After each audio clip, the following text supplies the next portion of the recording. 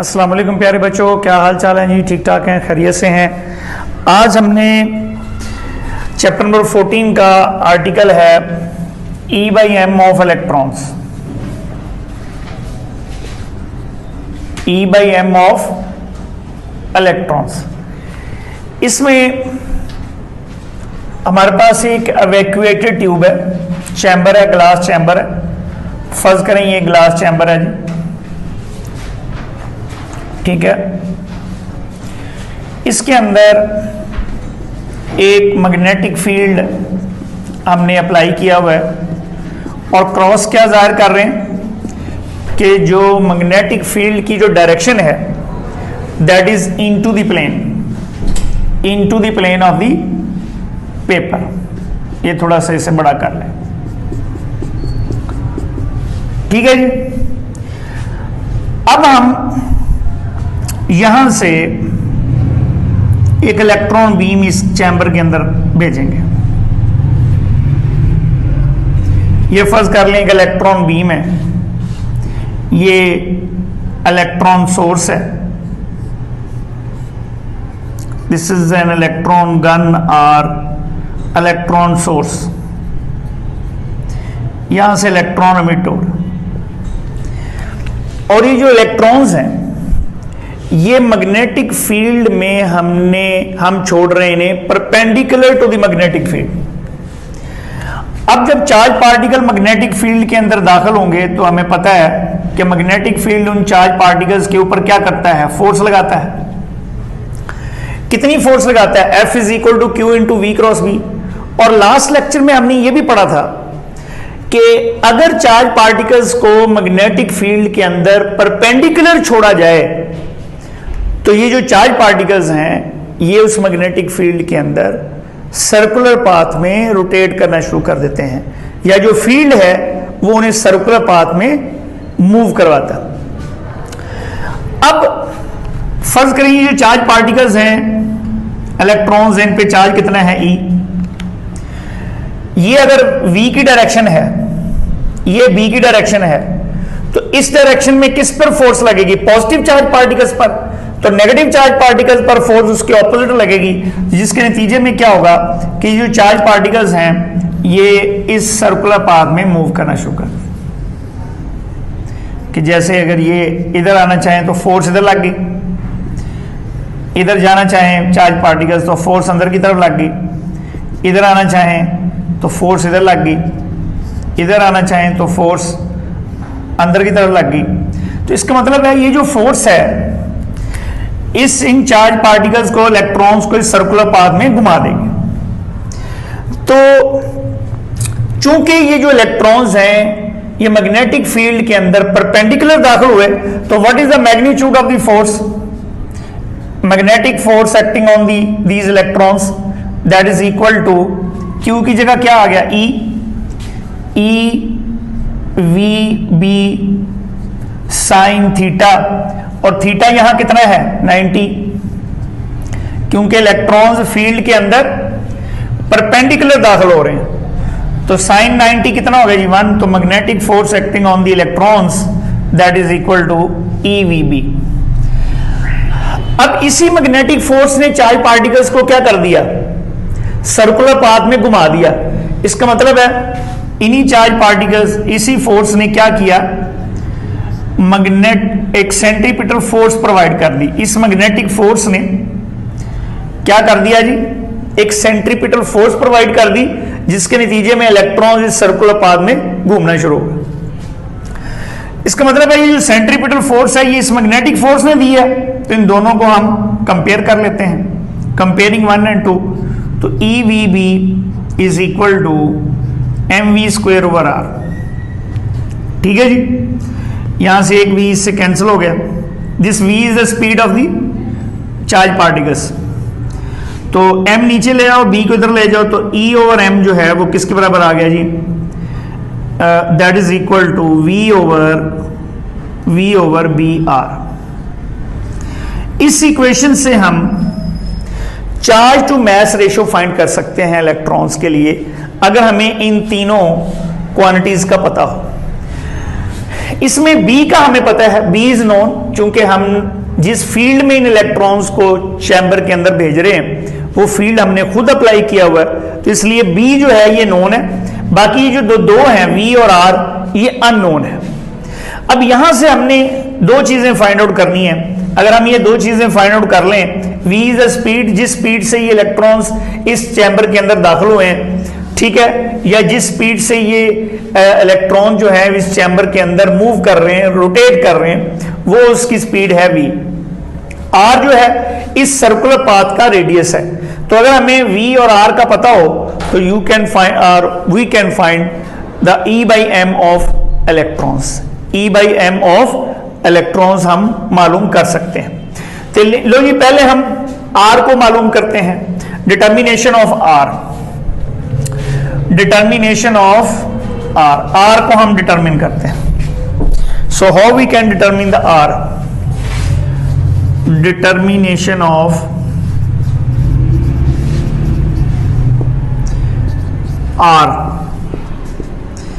r को calculate करते हैं जी।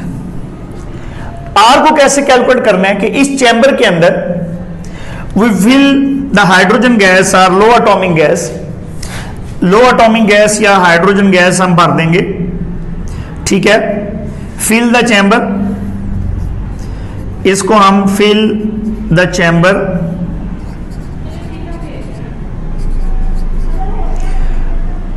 बाय H2 गैस, और क्या होना चाहिए? At low pressure, at low pressure हम चैम्बर को जो है वो hydrogen gas, low atomic gas भर देंगे eight low pressure,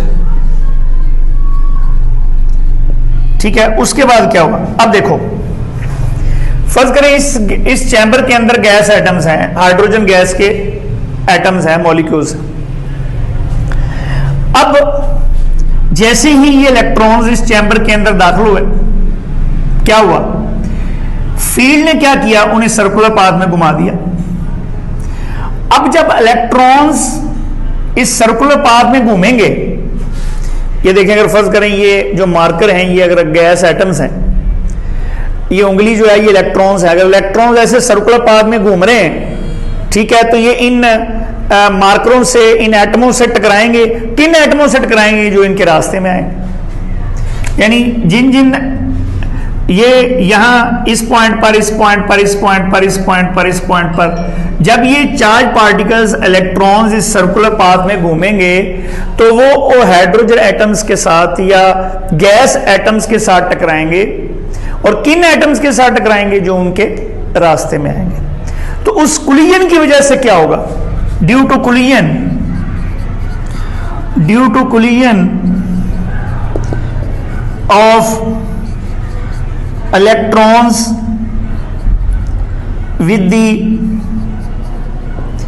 with the gas atoms, क्या होगा? फर्ज करें ये हाइड्रोजन एटम है, कोलिजन की वजह से क्या होगा जी? ये जो इलेक्ट्रॉन है, ये वाला, ये एक ही इलेक्ट्रॉन है हाइड्रोजन एटम के पास। जब ये बाहर वाला ये इलेक्ट्रॉन इससे टकराएगा, कोलाइड करेगा, तो ये इलेक्ट्रॉन एनर्जी गेन करके इस हायर लेवल में चला जाएगा। इस एनर्जी लेवल को क्या कहते हैं? Ground state. इसे क्या कहेंगे? Excited state. जब ये इलेक्ट्रॉन यहां से एनर्जी गेन करके इस एक्साइटेड स्टेट में चला गया, तो यहां से इसने क्या करना है? वापस आना है अपनी ग्राउंड स्टेट में। जब वो वापस आएगा तो क्या करेगा? एनर्जी इमिट करेगा या फोटोन इमिट करेगा इन the visible reason, in the visible reason. इसका मतलब क्या हुआ कि जब ये इलेक्ट्रॉन्स फील्ड में, जब ये इलेक्ट्रॉन्स इस चैम्बर में दाखिल हुए, जब ये इलेक्ट्रॉन्स, लाइट चली गई थी 1 मिनट के लिए, लेकिन मेरा ख्याल है दोबारा फौरन आ गई है। देखें इसमें बेटा, देखो, जब ये इलेक्ट्रॉन, दोबारा जरा देख लें, जब ये इलेक्ट्रॉन्स इस चैम्बर में दाखिल हुए, इस चैम्बर में दाखिल हुए, चैम्बर में दाखिल हुए, तो फील्ड ने उन्हें सर्कुलर पाथ में घुमाया, during their circular path, during their motion,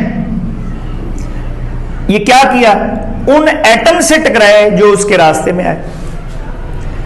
एटमों से टकराने से क्या हुआ, उन्होंने एटम्स को क्या कर दिया, due to the collision between the atoms and the electrons, क्या हुआ, due to the collision of the atoms and the electrons, क्या हुआ जी, atoms are excited, atoms are excited.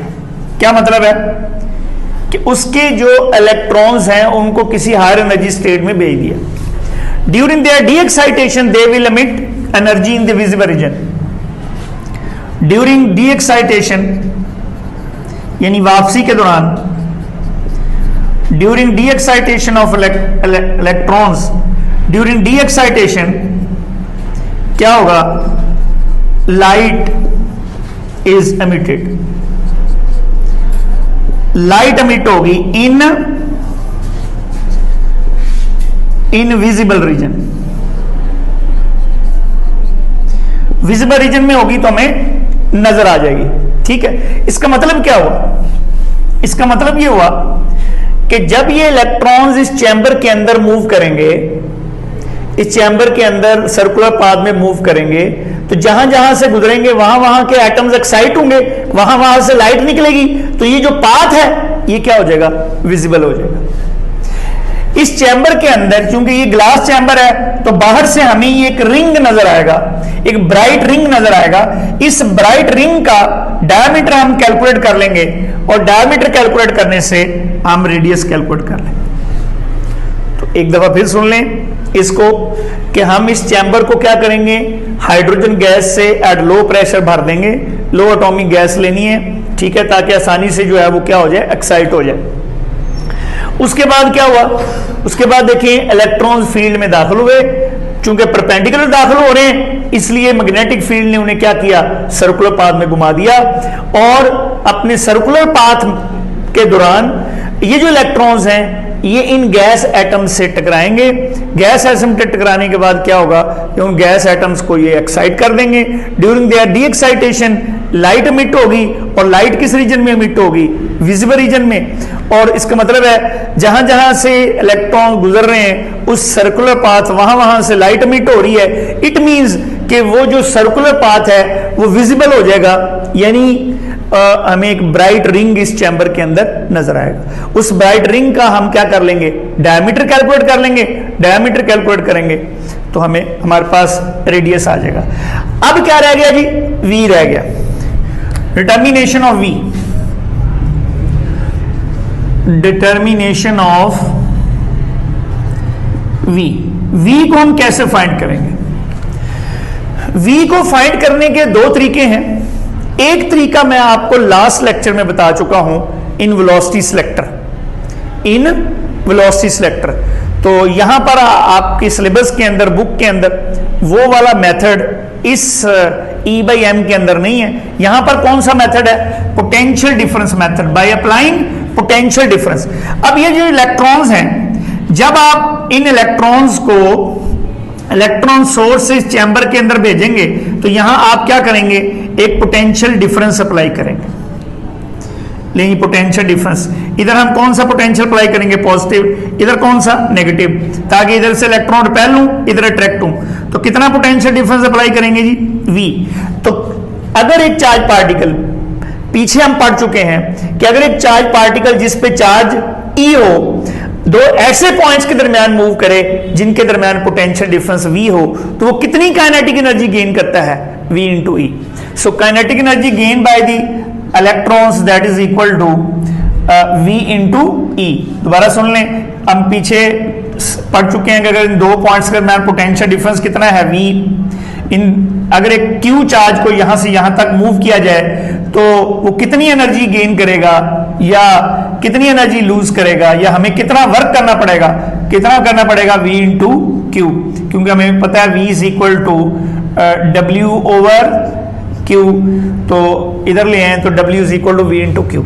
So electron जो हैं जब इस पॉइंट से इस पॉइंट तक जाएंगे तो कितनी काइनेटिक एनर्जी गेन करेंगे जी, कितनी काइनेटिक एनर्जी गेन करेंगे, V e. So kinetic energy of the electrons किसके बराबर होगा, हाफ एम वी स्क्वायर। ये स्मॉल वी है, ये कैपिटल वी है। जो कैपिटल वी है, this is the potential difference between the electron source and the chamber. So ये वी ई आ गया, यहां से v बटा स्मॉल v हमने निकालना है, इधर इसको ले जाओ 2ve over m under root. This is the speed of the electrons within which they are entering the magnetic field. तो अब इस v को हम इधर पुट कर देंगे, putting this value in this equation number 3, चूंकि ये 1 है 2 है तो ये 3 होगा। तो put in 3, put in equation 3, तो क्या बनेगा जी बताओ, E by m is equal to 2ve over m under root divide by br। तो दोनों तरफ स्क्वायर ले लें, e square over m square, ये अंडर रूट यहां से गायब, 2ve ओवर m, m नीचे आ गया, इसका स्क्वायर आ जाए b स्क्वायर r स्क्वायर। तो एक e इस e से कट गया प्यारे बच्चों, इधर से इधर कट गया, तो ये हमारे पास E बाई एम क्या रह गया जी, that is equal to 2v over b square r square. तो अब इस फार्मूले के अंदर सारी जो क्वांटिटीज हैं वो नोन है। What is v, v is the potential difference between the electron source and the chamber. b क्या है, वो मैग्नेटिक फील्ड है जिसके अंदर आपने इन इलेक्ट्रॉन्स को छोड़ा है, इस चैम्बर के अंदर खुद अप्लाई किया है, वो भी नोन है। और आर हमने इस तरीके से पीछे मैं बता चुका हूं कि आपने फाइंड आउट कर लिया है। So in this way we can find the charge to mass ratio of electrons, charge to mass ratio of electrons. ठीक है जी, तो इसको एक दफा फिर देख लें कि ये हमारे पास इलेक्ट्रॉन सोर्स है, ये चैम्बर है, मैग्नेटिक फील्ड कैसे अप्लाई किया हुआ है, इनटू द प्लेन। आपने इलेक्ट्रॉन्स को इस मैग्नेटिक फील्ड के अंदर भेजा है परपेंडिकुलर टू द फील्ड। तो जब चार्ज पार्टिकल्स को मैग्नेटिक फील्ड के अंदर परपेंडिकुलर भेजा जाए तो फील्ड उन्हें क्या कर देता है, फील्ड उनकी तौम रोड़ देता है, किस में, सर्कुलर पाथ में। ठीक है, तो ये सर्कुलर पाथ में मूव करना शुरू कर देते हैं। तो इलेक्ट्रॉन्स के ऊपर what is the magnitude of the magnetic force acting on the electron, that is equal to EVB। और इसी फोर्स ने सर्कुलर पाथ में मूव किया है, तो क्या आ गया, mv स्क्वायर ओवर r। ये सेंट्रीपिटल फोर्स है, दोनों को कंपेयर करें तो E बाई m क्या आ गया, v ओवर br। इसमें तीन चीजें, तीन क्वांटिटीज हैं, b नोन है, दो अननोन है, v और r कैसे फाइंड करेंगे, अब we will fill the chamber by low atomic gas at low pressure, hydrogen भर दें, अल्लाह खैर सला। जब इलेक्ट्रॉन्स इस चैम्बर में दाखिल होंगे, सर्कुलर पाथ में मूव करेंगे, अपने रास्ते में जो जो गैस एटम्स आएंगे उसको टकराएंगे, उनको एक्साइट करेंगे। ड्यूरिंग देयर डी एक्साइटेशन क्या होगा, लाइट एमिट होगी, विजिबल रीजन में एक ब्राइट रिंग बन जाएगा, डायमीटर आ जाएगा। ठीक है जी। दूसरी बात क्या है कि how we can find the speed of the electron within which these are entering in the magnetic field. तो वो कैसे मालूम करेंगे, वो हम by applying the potential difference between the electron source and the chamber. क्योंकि electron खुद तो इधर जा नहीं सकेंगे, पोटेंशियल डिफरेंस अप्लाई करेंगे तो मूव करेंगे ना। तो कितना पोटेंशियल डिफरेंस आपने अप्लाई किया v, तो इलेक्ट्रॉन यहां से यहां तक जाते हुए कितनी एनर्जी गेन कर लेंगे, ve काइनेटिक एनर्जी की सूरत में। तो क्या आ गया, यहां से v हमारे पास आ गया, इक्वेशन 3 में पुट किया तो ये आ गया, दोनों तरफ स्क्वायर लिया तो हमारे पास E बाई m क्या आ गया जी, 2v over b square r square. v is the potential difference, ये याद करना है, this capital V is the potential difference between the electron source and the chamber. So this is how we can find the charge to mass ratio of electrons. I hope कि आपने ये इसको आप सीख लिया, आपने एब्जॉर्ब भी कर लिया होगा, और आप इसको, मैं ये भी उम्मीद करता हूं कि आप इसको जुबानी याद करके लिखेंगे भी। ठीक है जी, ये लॉन्ग क्वेश्चन के तौर पर इस चैप्टर में आता है। तो नेक्स्ट लेक्चर तक के लिए इजाज़त दीजिए, अल्लाह ने के बाद।